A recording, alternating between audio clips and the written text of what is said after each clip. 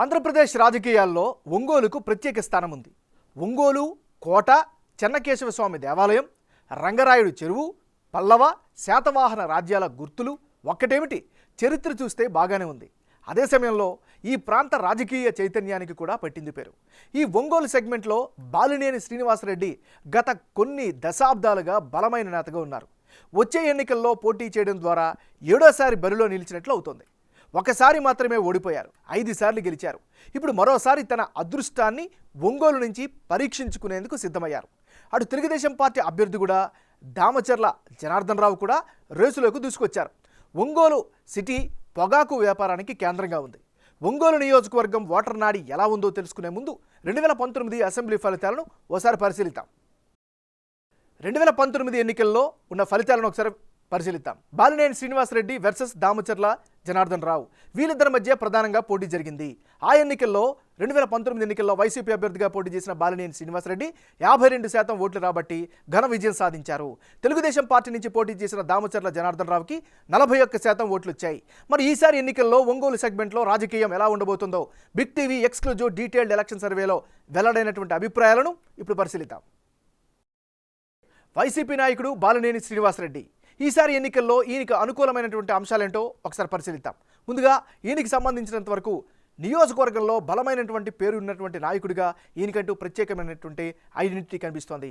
మరీ ముఖ్యంగా 5 సార్లు ఎమ్మెల్యేగా గెలిచినటువంటి సుదీర్ఘమైనటువంటి అనుభవం ఖచ్చితంగా ప్లస్ ఫ్యాక్టర్గా చెప్పుకోవచ్చు.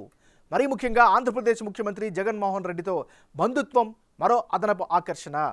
ముఖ్యంగా వైఎస్ఆర్ కాంగ్రెస్ పార్టీకి సంబంధించినటువంటి కార్యకర్తలతో మంచి సత్సంబంధాలను నెరుపుతున్నటువంటి వ్యక్తి శ్రీనివాసరెడ్డి. ఇది ఈయనకి అనుకూలమైనటువంటి అంశాలు. మరి బాలినేని శ్రీనివాసరెడ్డికి ఉండేటటువంటి మైనస్ పాయింట్స్ ఏంటో పరిశీలిస్తే ప్రధానంగా నియోజకవర్గంలో అనుకున్నంత ఆశించినంత స్థాయిలో అభివృద్ధి అయితే కనిపించడం లేదు. ఇది ప్రధానమైనటువంటి మైనస్. మరి ముఖ్యంగా గుండ్లకమ్మ రిజర్వాయర్ నుంచి ఒంగోలుకు తాగునీరు రాకపోవడం కూడా ప్రధానమైనటువంటి మైనస్గా చెప్పుకోవచ్చు. ఒంగోలు మున్సిపల్ కార్పొరేషన్లో తాగునీటి సమస్య అయితే బాగా వేధిస్తూ ఉంది. వాటర్ ట్యాంకర్లపైనే ఇప్పటికీ కూడా మంచినీటి కోసం ఆధారపడడం అతిపెద్ద మైనస్గా చెప్పుకోవచ్చు.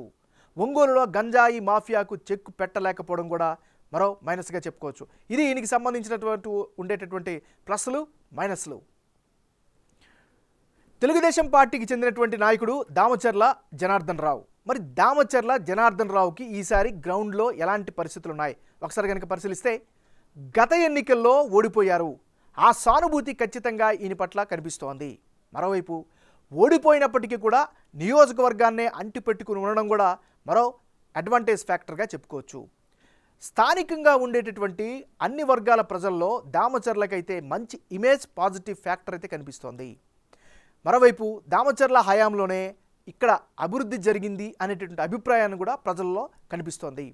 మరీ ముఖ్యంగా గ్రౌండ్లో అయితే తన యొక్క యాక్టివిటీస్ని, కార్యక్రమాలని చాలా బాగా విస్తృతంగా చేస్తున్నారు. తద్వారా మంచి పాజిటివ్ ఫ్యాక్టర్ని సంపాదించారు.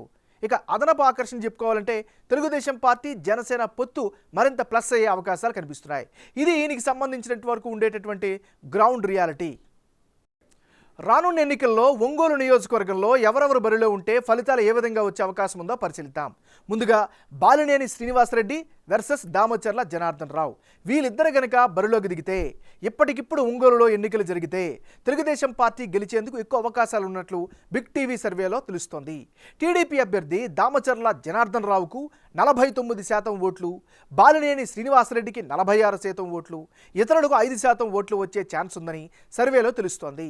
అయితే టీడీపీ వైసీపీ అభ్యర్థుల మధ్య టఫ్ ఫైట్ ఖాయంగా కనిపిస్తోంది. ప్రస్తుతం సెగ్మెంట్లో ఓటర్లు చెబుతున్న దాని ప్రకారం టీడీపీ అభ్యర్థి జనార్దన్ రావుకు పాజిటివ్ వేవ్ అయితే కనిపిస్తోంది. పబ్లిక్లో ఇమేజ్ పెంచుకున్నారు. ప్రస్తుత ఎమ్మెల్యే ఆధ్వర్యంలో అనుకున్నంతగా అభివృద్ధి జరగకపోవడం అధికార పార్టీకి మైనస్గా చెబుతున్నారు. అదే సమయంలో టీడీపీ జనసేన పొత్తు కూడా తెలుగుదేశం పార్టీ అభ్యర్థికి కలిసి వస్తోంది. దామచర్ల జనార్దన్ రావు కమ్మ సామాజిక వర్గం నేత. అటు జనసేనతో పొత్తు కారణంగా కాపు ఓటర్ల మద్దతు కూడా భారీగానే వచ్చే ఛాన్సెస్ కనిపిస్తున్నాయి. వీటితో పాటే ప్రభుత్వ సహజ వ్యతిరేకత కూడా ప్రతిపక్ష అభ్యర్థికి ప్లస్ అయ్యేలా కనిపిస్తోంది. మరోవైపు ఒంగోలులో బాలినేని శ్రీనివాసరెడ్డి కూడా senior most leader, strong political profile ఉంది. తనకంటూ సెపరేట్ ఓటు బ్యాంకును సృష్టించుకున్నారు. అదే సమయంలో ప్రభుత్వ స్కీముల ద్వారా లబ్ధిదారుల ఓట్లపై వైసీపీ నమ్మకం పెట్టుకుంటోంది.